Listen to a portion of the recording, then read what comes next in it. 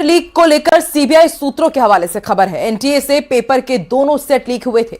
दूसरे सेट के सवाल भी कथित क्वेश्चन बैंक में शामिल थे। एनटीए ने नीट पेपर के लिए 2 सेट दरअसल प्रिंट करवाए थे। दूसरे सेट को एनटीए ने रिजर्व रखा था। सीबीआई की जांच में अब तक एक के बाद एक ऐसे चेहरे सामने आ रहे हैं जिन पर पूरे रैकेट को चलाने का शक है। कोई डोमेन एक्सपर्ट बताया जा रहा है तो कोई छात्रों तक सवाल पहुंचाने वाला लिंक। उधर राहुल गांधी ने भी नीट पेपर लीक पर सवाल उठाए हैं।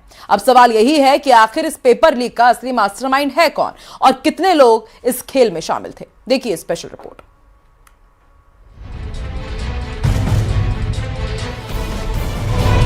नीट पेपर लीक मामले में सीबीआई की जांच जैसे जैसे आगे बढ़ रही है, वैसे वैसे इस नेटवर्क की परतें खुलती जा रही है।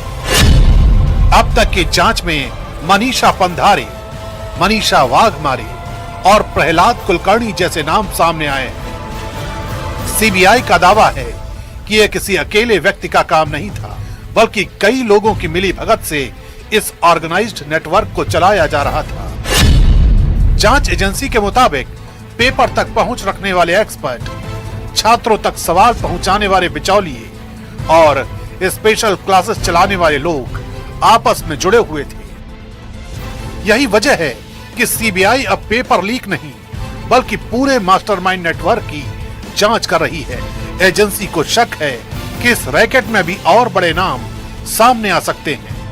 नीट में 2 साल 22 लाख स्टूडेंट्स ने काम किया, दिन रात काम किया, उनकी मेहनत बर्बाद हो गई। प्रधानमंत्री को इमीडिएट ऑर्डर देना चाहिए कि धर्मेंद्र प्रधान जी को इस्तीफा दें, उनको सैक किया जाए और जो गिल्टी लोग हैं उनको पकड़ के जेल में डाला जाए। सीबीआई के रिमांड नोट में सबसे बड़ा नाम प्रहलाद कुलकर्णी का सामने आया है।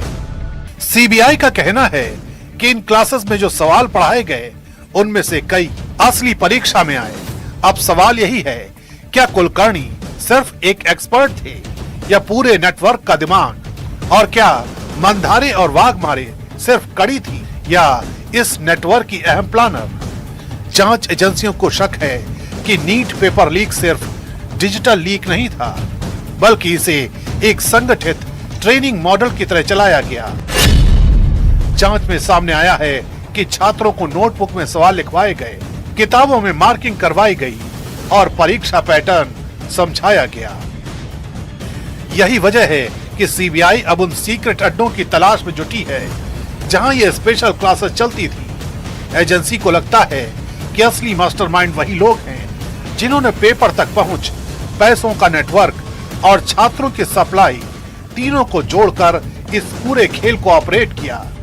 ताल्लुकात करने वाली बात यह है, हैरान करने वाली, कि जिस कातरज में गंगा ओशियन पार्क है उसी से जो अरेस्ट हुई है मनीषा वाघमारे, जो इन नीट पेपर लीक में जो स्टूडेंट्स को सामने लाती थी, स्टूडेंट्स को पेपर देती थी, वो मनीषा वाघमारे। और आज जिन मनीषा मांडरे को हिरासत में लिया गया है वो एक ही सोसाइटी में पिछले कई सालों से रह रही है। नीट पेपर लीक केस में कुछ इन्वेस्टिगेशन जो शुरू है, इसमें कुछ डॉक्यूमेंट्स उनको चाहिए जो मनीषा वाघमारे के घर में होने के जो है संभावना बताई जा रही है। इस मामले ने सिर्फ परीक्षा सिस्टम नहीं बल्कि एनटीए की विश्वसनीयता पर भी बड़ा सवाल खड़ा कर दिया है, क्योंकि जांच में ऐसे लोगों के नाम सामने आए हैं जो सीधे परीक्षा प्रक्रिया से जुड़े थे।